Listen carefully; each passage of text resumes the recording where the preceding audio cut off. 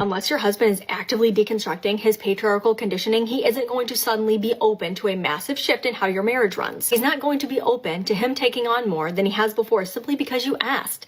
In a different way, I might add. There is no amount of conversations or methods or ways that your husband is going to understand the unequal division of labor that is causing such unhappiness and resentment within your marriage. He has to first work on understanding how the patriarchy has benefited him at every turn, and that includes your lopsided marriage where you've been carrying more and he didn't even realize it until you brought it up. The only reason women like this think that their marriages are lopsided is because she completely disregards every single thing that her husband does to keep the marriage afloat. Nothing these husbands do ever counts because he's not doing more, and that's unfair. And even then, making lasting, meaningful change isn't going to come from you sitting down and having yet another conversation about how you'd like him to take on more because you're drowning in tasks and the invisible labor. It's going to come from him deconstructing the patriarchy's place, not just in your marriage, but in every aspect of his life.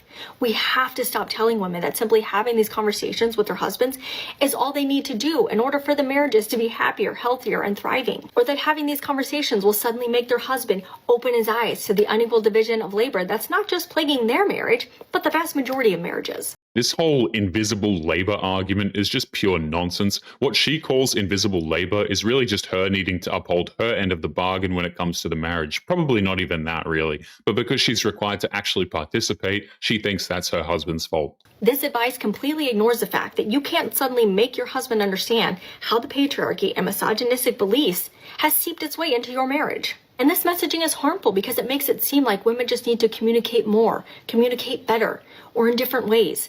And their husband will suddenly understand that even though he's been raised his entire life through patriarchal conditioning, that this simple conversation can undo years of it. And that's simply giving women false hope. When she says that it's on the husband to deconstruct the patriarchy from his life, she pretty much is saying that he needs to blindly agree with what she says, give up his identity, and magically fix everything on his own, while she relentlessly nags him to change for her.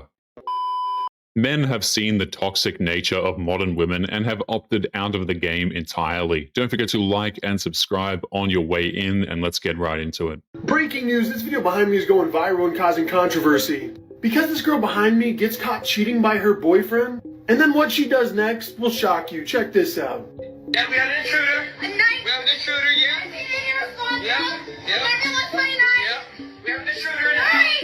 I've been here for 6 months. And you in my house? You in my house? Get the out! You in my house? Please, send somebody, You please! in my house? Please, Yeah. please! I'm here.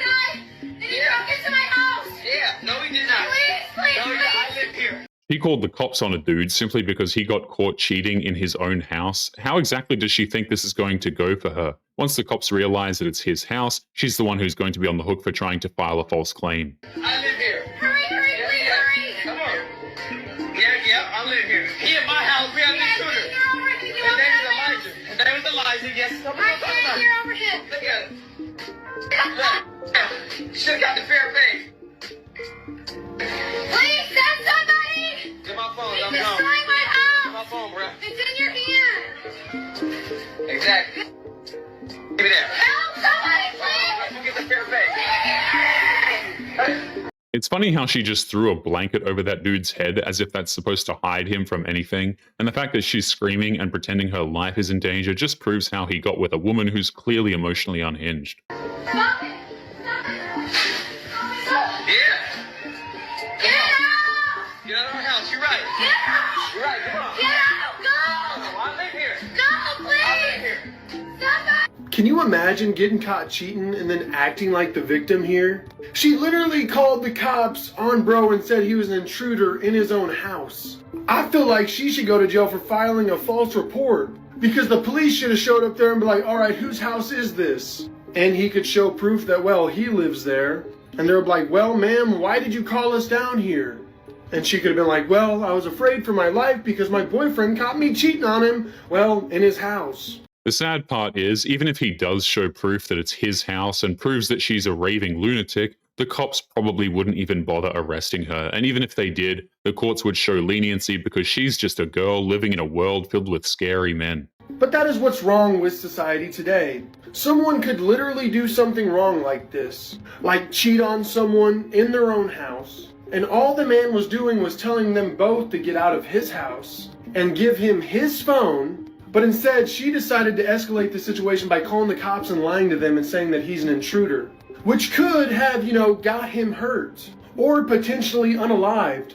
Because what if the cops broke in and thought that she was actually really in trouble and took his life or severely injured him thinking he was an intruder in his own home? And the question of this video is who's right and who's wrong in this situation.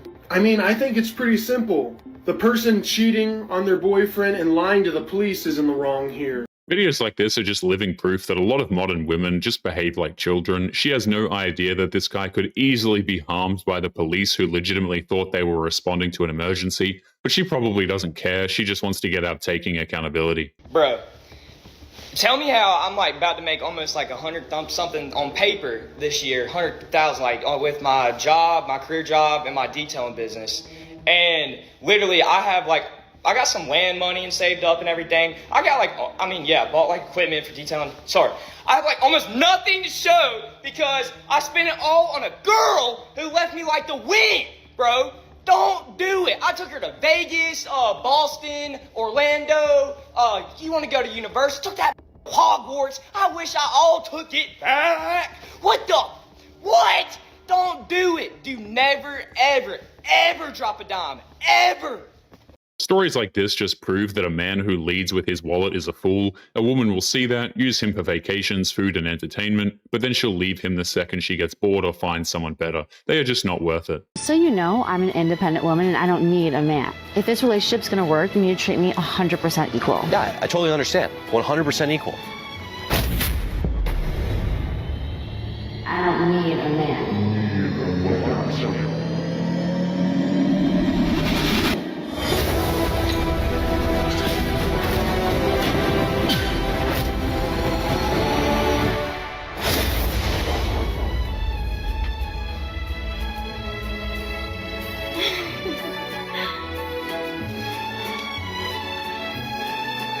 That skit is just woefully inaccurate. A modern woman would never reduce herself to try give off the impression that she'd cook and clean for a man. She would just lecture him on how he doesn't understand patriarchy and how him paying for her is his job while she does nothing. Honestly, and I'm probably going to get eaten alive for saying this, I feel like a lot of women have forgotten their place. And we live in this inverted world. And I feel we got stuck in this whole feminism thing. Feminism is a scam. And now it's trying to undo. It is. Feminism, I don't care what anybody says. Yes, we are equal in value, but we are not equal in traits. We are different. Men and women are different. I agree with that. And I'm so sick and tired of why are we fighting to be something that we're not? I am not a man. I will never be a man. And for those of you that make that decision, I love that for you. Period. But there are certain things that are just, y'all are stronger than we are. It's insane that we live in a world where there are women who will get offended at the notion that men are biologically stronger than your average woman. We are more detail-oriented than you are. There are certain traits that we naturally got from God based on the gender that we are, and it's all based on survival.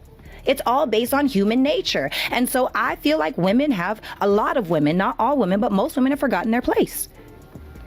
Within themselves, within the order of family, within the order, even with God. If you just want to start blanketing statements now this is the thing. If you are a masculine woman, that's fine. But stop acting like you're feminine. If you want to be a boss babe, I don't need no man. You go do you, boo. But stop teaching that that's the answer. The funny thing is, as a lot of these women age out and they don't have families, they go to church and after a few weeks they start acting like they have the authority to talk on behalf of God, which is kind of funny because it shows how little they understand how the church even works. No, until you start helping me around the house.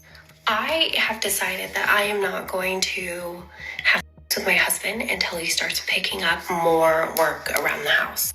Yes, I'm a stay-at-home mom, but it's a job. It's 100% a job, and I need help with certain things. Like yesterday, he was out doing wood all day long, and he could have been inside helping me with the house. If a wife ever says that she's going to withhold bedroom fund from her husband unless he starts doing more work, then that's a wife who doesn't want to be with her husband. And it doesn't matter how much extra work that he does, by the way, she'll just keep moving the goalpost. But no. So now I have all this laundry to do. I have all these things.